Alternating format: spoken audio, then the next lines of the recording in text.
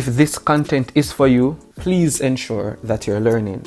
And don't forget to like, share, and subscribe. So today we'll be working the 2005 multiple choice questions.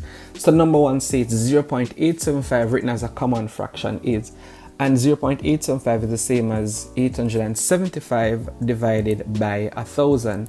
And then all we need to do is simplify this fraction. So the number that can be easily divided into both numbers is 125. So 125 into 875 goes 7 times, and 125 into 1000 goes 8 times. If you're in the exam and you can't find the largest number that is easily divisible into both numbers, you can just continually simplify your fraction until you realize that you cannot simplify it any further. So number two, the number 3.14063 written correct to 3 decimal places is. So our focus is the 3 numbers that appears immediately after the decimal place, which is 1, 4, and 0. But now what makes the difference is the number that comes directly after that last number. So in this case, the number that comes after 0 is 6. So once the number is 5 or greater, then automatically 1 is added to the final digit that is under the microscope, in this case 0. So 6 is greater than 5. So automatically we know our answer is 3.141. Number 3 states the exact value of 2 divided by 0.01 square is. So this is the same as 2 divided by 0.01 multiplied by 0.01, which is equal to 2 divided by 0.0001. So from looking at the numbers that we're multiplying, so there were 2 decimal places here, 2 decimal places. So automatically I knew that my answer should have 4 decimal places. So 2 divided by 0.0001 is 20,000. So my answer is D. Number 4, 0.386 multiplied by 0.06 is equal to. So it is 0.386 multiplied by 0.6. So these have 3 decimal place, and this has 2 decimal place. So this should actually be 0.06.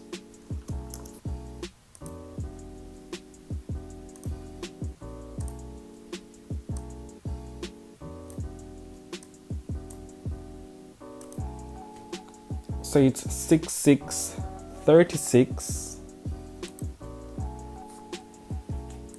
So put down 6, carry 3, and then 6848 plus 3 is 51. So it's 1, carry 5, and then 3 times 6, 18 plus the 5 that we carried is 23. So it's 3, carry 2, and 600 plus 2 gives us 2. And we know that anything that is multiplied by 0 is automatically 0, so we don't have to work out these two 0. But what we know is that our answer should contain 5 decimal places, and this is 3 in the first and 2 in the second. So in total our answer should contain 5 decimal places. So it would be 1, 2, 3, 4. So we need to add an extra 0 to make it 5. So our answer is 0.02316. So our answer is A.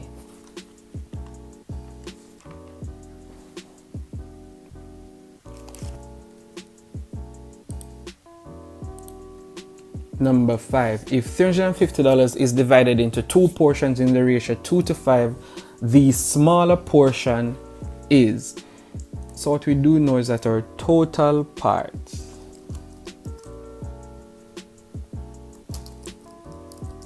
is equal to 7, which is 2 plus 5, which is equal to 7.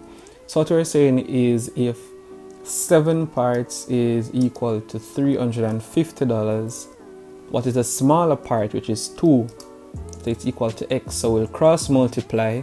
So x is equal to 2 multiplied by $350, all of that divided by 7. So x is equal to 700 divided by 7, and that is $100. So our answer is B. So number 6, if 60% of a number is 90, what is the number? It's a percentage change. So look at 60% of a number is 90. What is the number? The number, original number, 100x, 100%. So we cross multiply. So x is equal to 100% multiplied by 90 divided by 60. So x is equal to, so we could have cancelled the 0 from the 60 with the 0 from the 9. So we'll now be multiplying 9 by 100 to give us 900 divided by 6. And x is equal to 150. So our number is 150. Number 7, the highest common factor of 12, 15, and 60. So you can check 2013 for a detailed workout of this question, but after writing the factors of each number, you will see the only numbers that are common are 1 and 3, and the highest common factor, or the highest number in this case, would be 3. So our answer is B. Number 8, the value of the digit 2 in 425.3 is, so if you remember, 1s, 10s, 100, and the 3 is 10th. So 5 is in the 1s column, 2 is in the 10s column, and 4 is in the 100s column. So number 8 is C. So number 9 says 99 multiplied by 101 is the same as. So this again is distributive law, which says that multiplying a number by a group of numbers added together is the same as doing each multiplication separately, and only one of these answers works out to 99 multiplied by 101 should you basically condense these formula. And when they're simplified, the answer is C. And if you have time, you can work them all out in the examination, and you'll see that only C will work out to have the same answer as 99 times 100. So it's 99 plus the 100 plus 1 to give you the 101. So number 10, what is the least number of plums that can be shared equally among 6, 9, or 12 children? So the question is asking for here is least common multiple. So we need to look at, some of the multiples for each number. So for example, 6 multiples of 6. You have 6, you have 12, you have 18, 24, 36, 42, 48, etc., etc. Multiples of 9.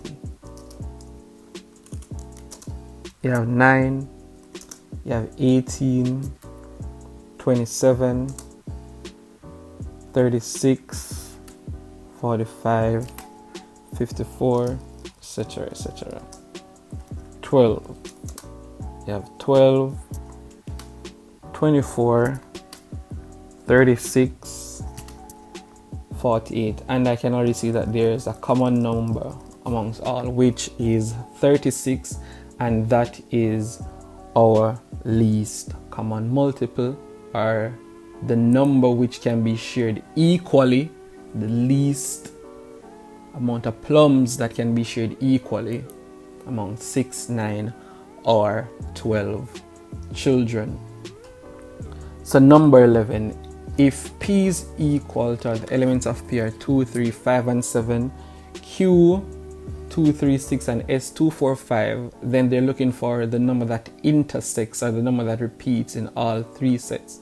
So let me just do a visual representation here.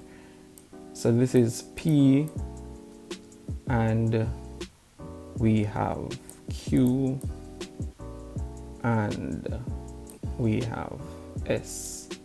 So this is P,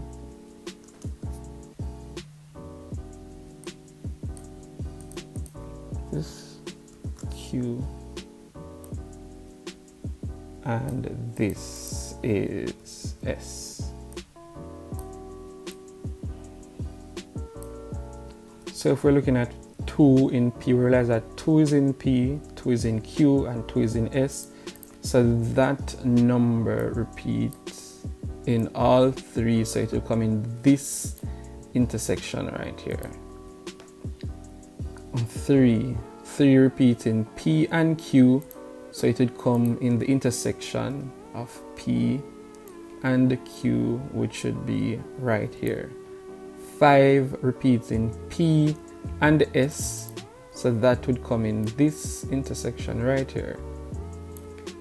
And 7 doesn't repeat in anything, so it's P only. Q, we already used a 2, we already used a 3, and 6 doesn't repeat, so 6 is in Q only. For S now, we already used a 2, didn't use the 4,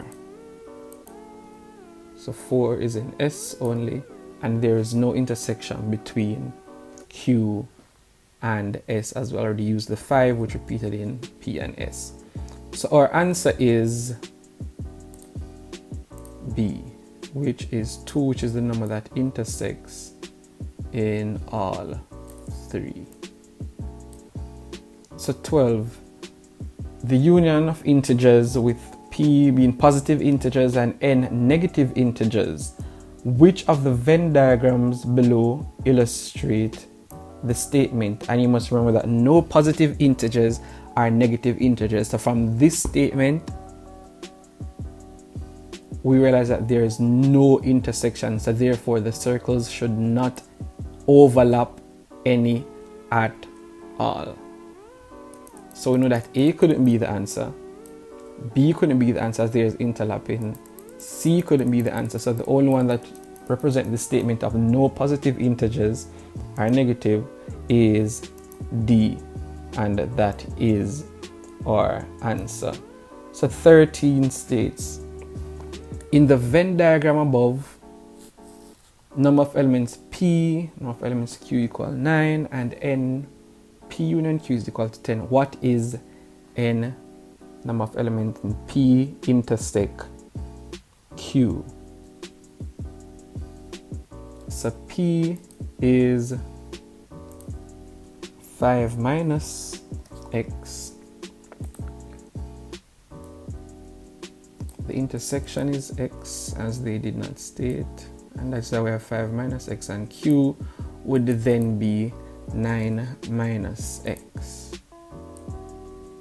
So therefore, and union is 10, so now we're working on what the intersection is, so we're trying to find the value of X, and the union is 10, so it is 10 is equal to 5 minus X plus 9 minus X. 10 is equal to 5 plus 9, so this negative X and this positive X right here cancels out and leave us with 5 plus 9 minus X. So 10 is equal to 14 minus X. 14 comes from the 9 plus 5, so therefore X is equal to 14 minus 10, and X is equal to 4. 14, the two circles above represent sets P and set Q. If P is factors of 6 and Q factors of 4, then the shaded region is. So factors of 6. 1, 2, 3, 6. Factors of 4. 1, 2, 4. So what the shaded region would be the numbers that repeat in both sets, and it would be 1 and 2. So our answer is B.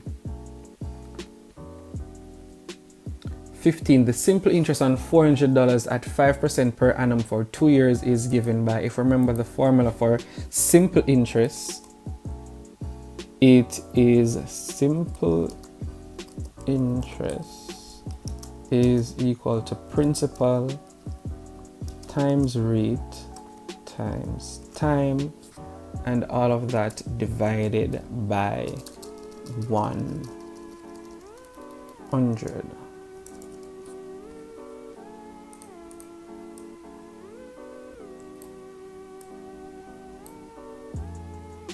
So therefore, simple interest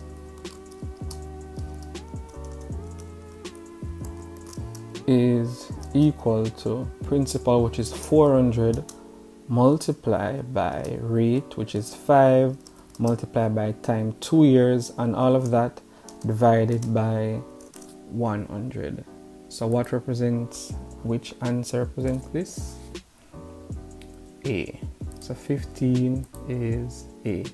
16. A man bought a car for $200 and sold it for $250.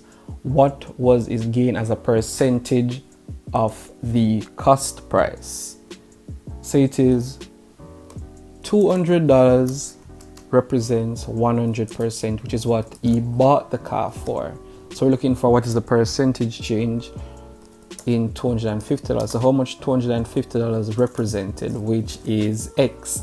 So what we'll be doing is cross multiplying. So X is equal to $250 multiplied by 100%, and all of that divided by 200.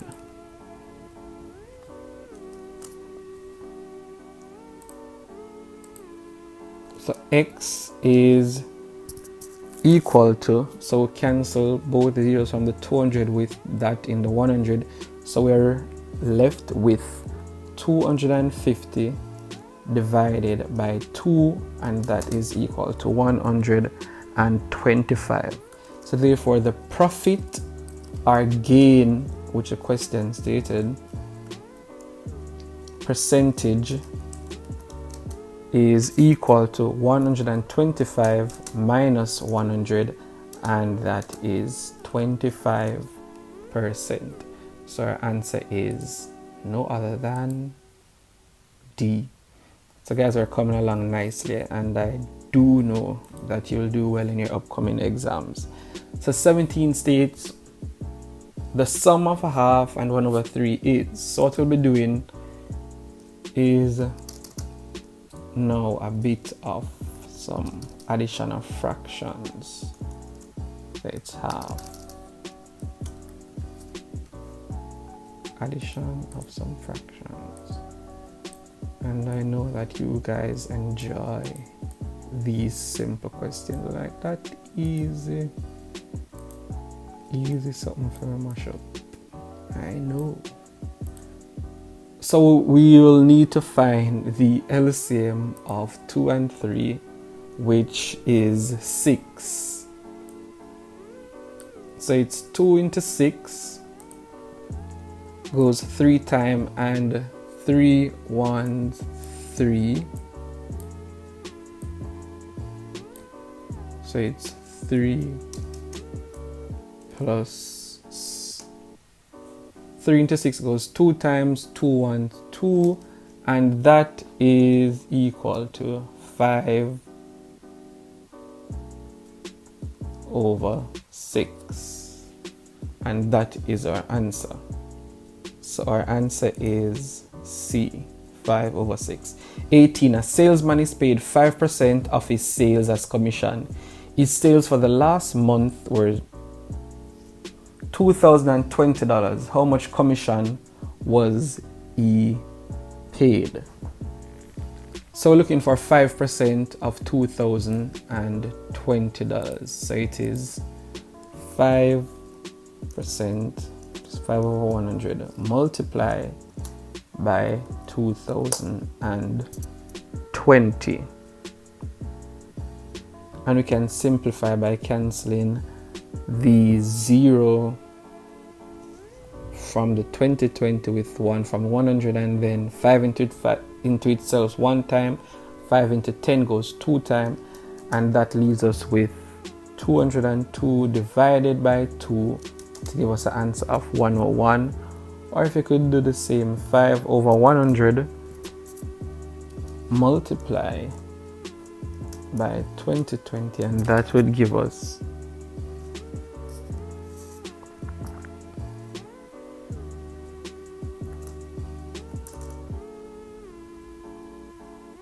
divided by 100 to give us the same 101. So our answer is C.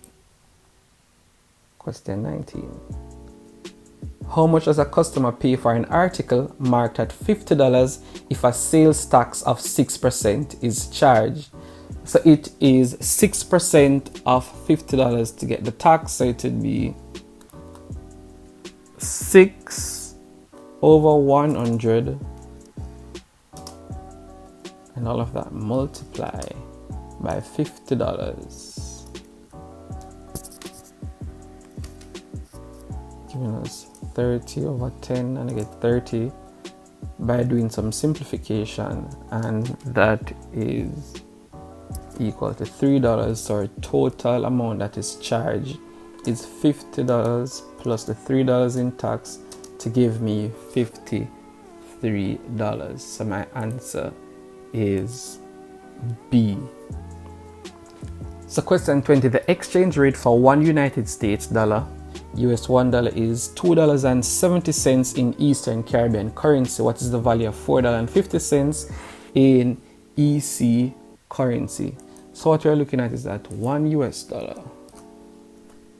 big bad US, is equal to $2.70 EC. So what is $4.50 in EC currency? So we're looking for it is X, so cross multiply, so X is equal to $4.50 multiplied by $2.70, and all of that divided by 1. So X is equal to $12.15 should you work it out, and that would be D, and that is our answer.